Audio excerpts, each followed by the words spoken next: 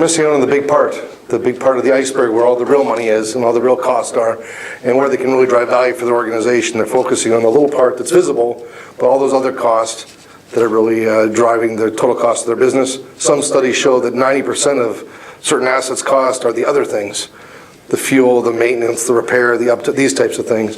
And when you look at total cost of ownership, that's where the big number is. So they're missing out on that.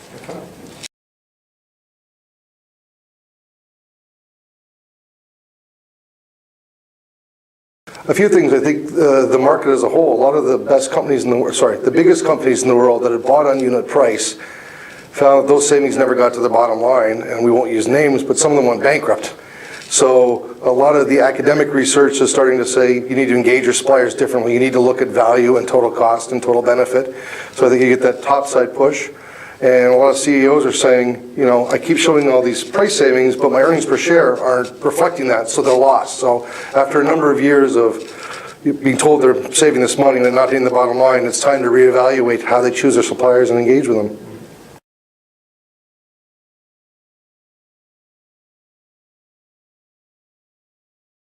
I think they have the right to be skeptical. I mean, let's do the research. Let's sit down and draw and map out the process, where the costs are.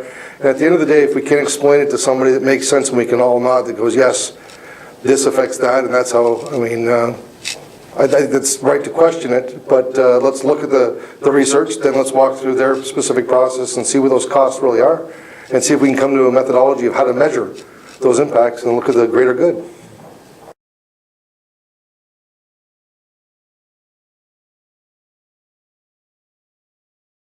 Well, that's where they get a better measurement of all the real cost. So it might take a little bit more work, but companies that have taken the effort to measure total cost of ownership, there was a recent study done on the industrial marketplace by a global consulting association called MAPI that shows that companies that have a methodology to measure total cost of ownership, all these other costs, are 35 or 36% more profitable than companies that don't take the time or effort to do it. So that gives the incentive for procurement people to say, ooh, if we change the way we engage with suppliers, we can really drive those savings to our bottom line and get the appreciation from our CEO and the tools to do what we need to do.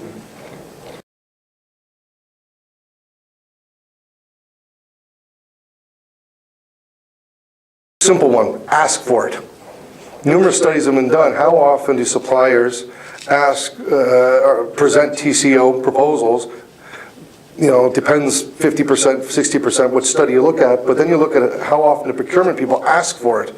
And very rarely do they, in their opening line, say, please demonstrate how you reduce my total cost of ownership, show me how you will do it, and then reward people based on that.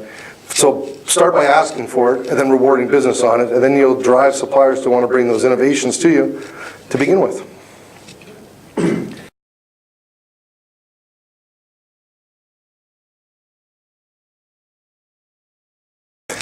I think trust is one issue. I think you need to be engaged with them.